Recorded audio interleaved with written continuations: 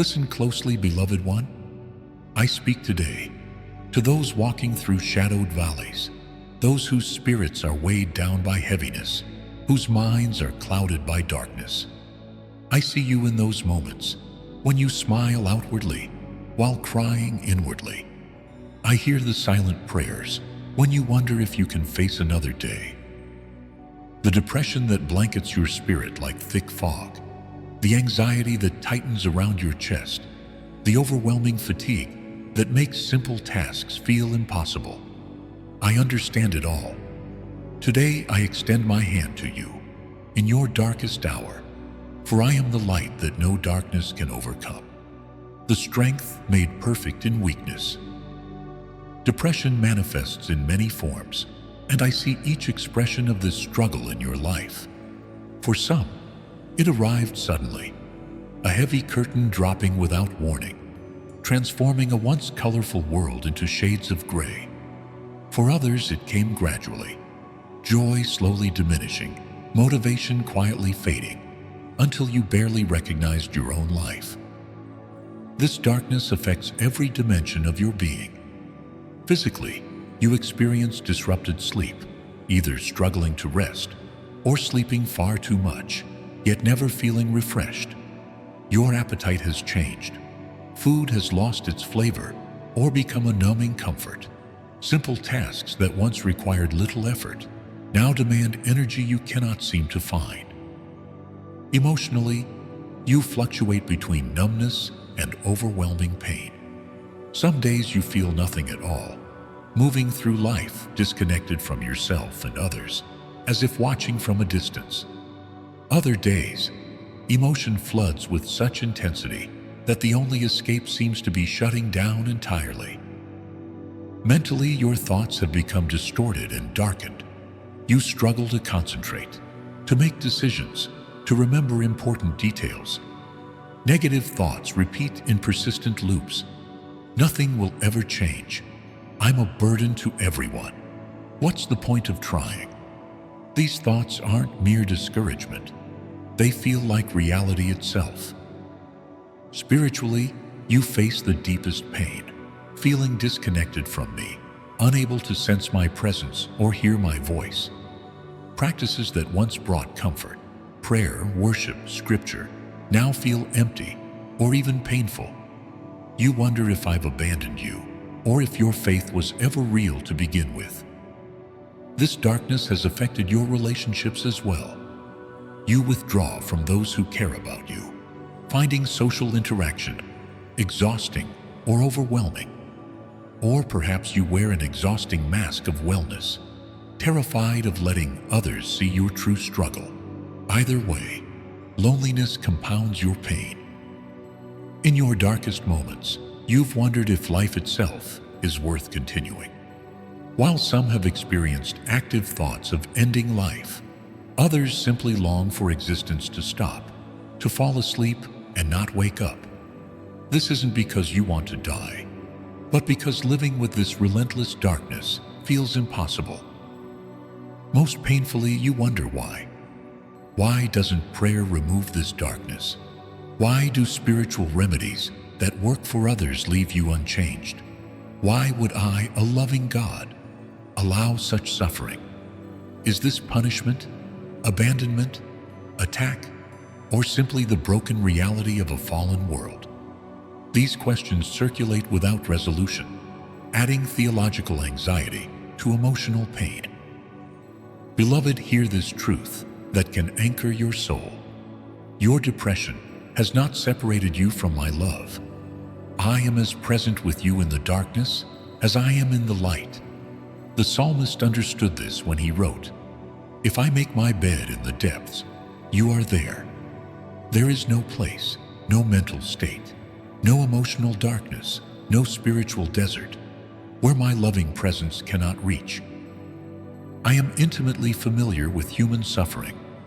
When my Son took on flesh, he experienced the full range of human emotion, including profound sorrow and anguish. In the Garden of Gethsemane, he was overwhelmed with sorrow to the point of death. On the cross, he cried out, My God, why have you forsaken me? Your suffering is not foreign to me. I understand it from within human experience.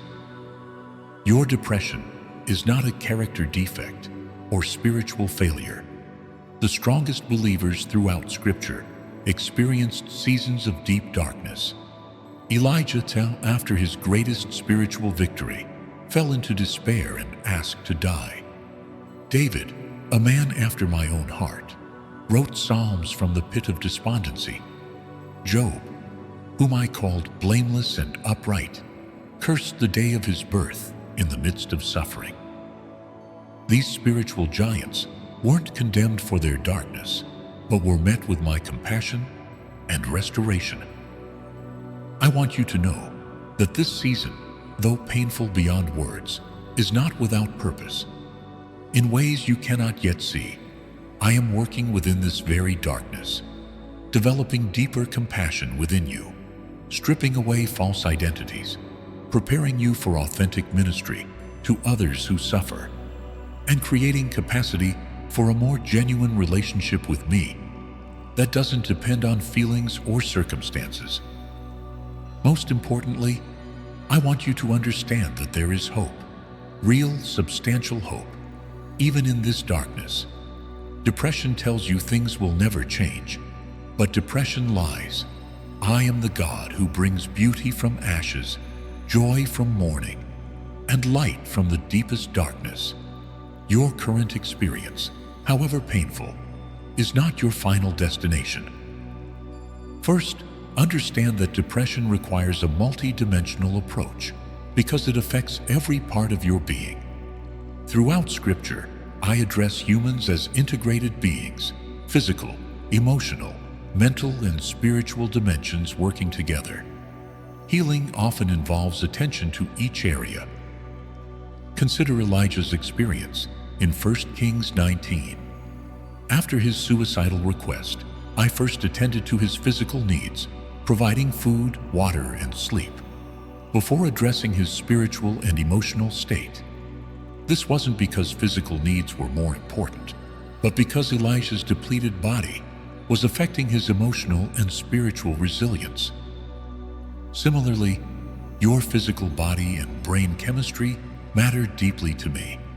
Depression often involves biological factors, neurotransmitter imbalances, hormonal fluctuations, inflammatory responses, genetic predispositions, or the physical effects of chronic stress.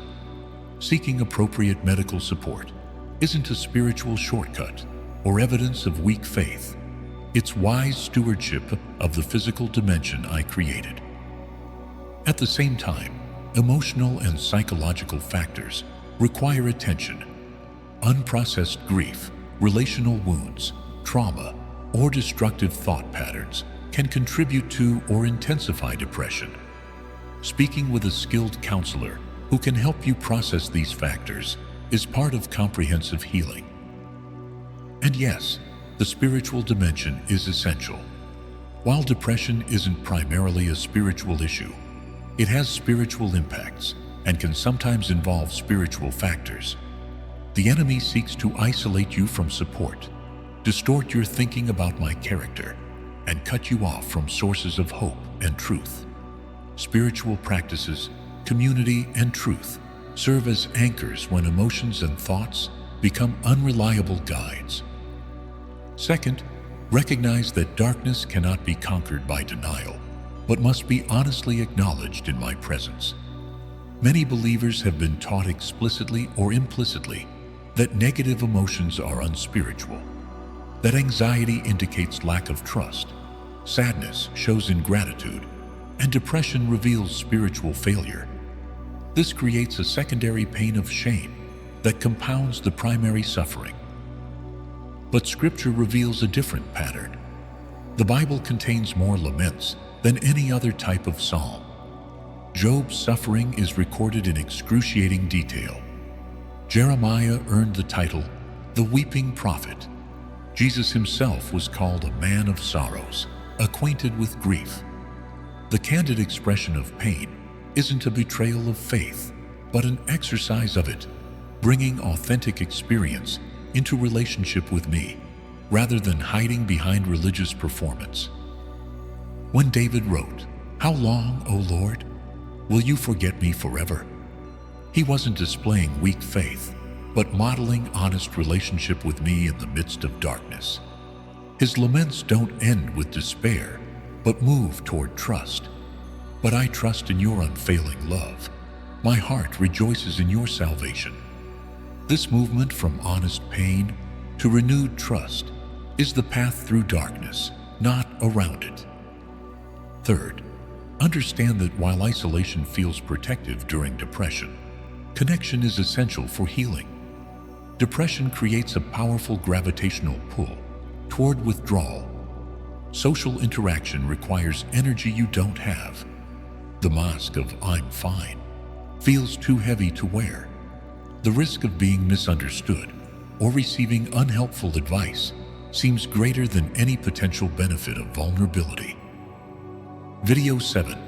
Strength in your darkest hour. God's message today. Divine light in depression. Tiep. Pan 3. Tong Giep Chij. Tiep Tuk. Pan Kon Lai. Yet isolation is fertile ground for depression to deepen. Alone with your thoughts, negative interpretations go unchallenged. Distorted perspectives about yourself, others, and me become your entire reality. The enemy's whispers sound indistinguishable from your own thoughts. When I created humans, I declared, "It is not good for man to be alone." This truth extends beyond marriage to the fundamental human need for community. We are designed to function in connection with others, especially during our most vulnerable seasons. Consider how I ministered to Elijah. Beyond physical restoration, I provided human companionship through Elisha. When restoring Job, I reconnected him with community. Paul, even during imprisonment, maintained relationship through letters and visitors. Jesus himself sought the support of close friends during his darkest hour in Gethsemane. Connection doesn't require grand gestures or constant social interaction. It might mean texting one trusted friend, sitting silently with a family member who doesn't demand explanations, or attending a support group where others understand without judgment. Even professional help, a therapist, counselor, or doctor, serves as a form of life-giving connection. Fourth, recognize that while depression distorts your perception, it doesn't define your identity or determine your future. Depression has a unique power to convince you that your current experience is all there is and all there ever will be. It hijacks your memory, making it difficult to recall times of joy or connection. It corrupts your imagination, making a different future seem impossible to envision. But depression lies. It tells you this is just who I am, when in reality, it's something you're experiencing, not something you are. It whispers, nothing will ever change, when countless others have walked through similar darkness into unexpected light. It suggests, I'll always feel this way, when emotions, even persistent ones, are temporary states, not permanent conditions. Your true identity isn't found in this season of darkness, but in my unchanging perspective. I see you not as depressed, but as my beloved child temporarily walking through depression. I look at you and see not weakness, but extraordinary courage, as you continue to put one foot in front of the other, when every step requires tremendous effort. The biblical figures who experienced dark nights of the soul weren't defined or limited by those seasons. Job's story didn't end in the ash heap, but in restoration. David's legacy wasn't his despair, but his heart after mine. Elijah's ministry continued beyond his moment of deepest discouragement. Your story, too, contains chapters beyond this current darkness. Finally, understand that finding strength in your darkest hour isn't about mustering what you don't have, but about receiving what I offer. In moments of deepest weakness, human effort and willpower reach their limits. The command to be strong can sound like cruel mockery when you can barely summon the energy to get out of bed. This is precisely why Paul could write, "When I am weak, then I am strong," because my strength operates most perfectly in human weakness. When Moses felt inadequate for his calling, I didn't demand self-sufficiency, but promised, "My presence will go with you." When Zerubbabel faced a mountain-sized task, I assured him it would be accomplished not by might nor by power, but by my Spirit. Finding strength in darkness means learning to receive rather than achieve.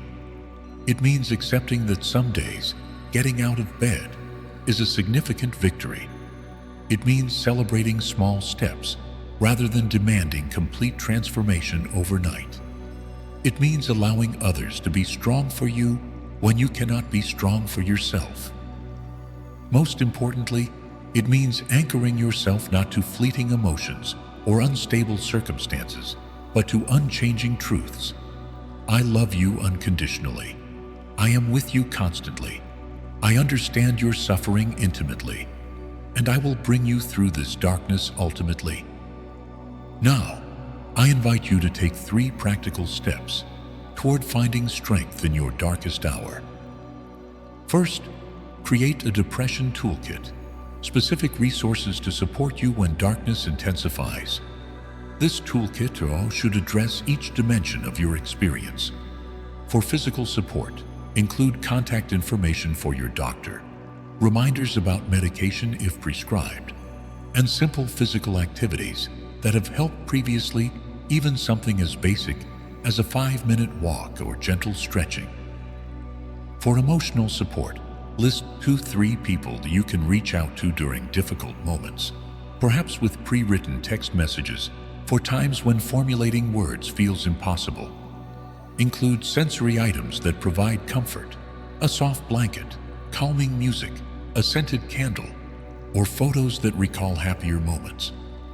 For mental support, collect truth statements that directly counter depression's lies. Write these on cards or save them in your phone. This feeling is temporary, though not permanent. I have survived all my darkest days so far, 100% success rate. Depression lies about me, others, and God. Include verses that have previously pierced through darkness, even if they don't immediately resonate now.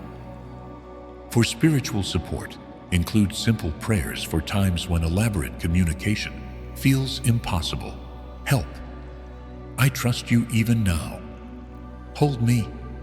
List any spiritual practices that have provided even momentary relief, perhaps a specific psalm, worship song, or brief meditation. Keep this toolkit accessible in a physical box, a note on your phone, or both, and turn to it, especially when depression tells you nothing will help. Second, establish one small, sustainable rhythm that anchors your days.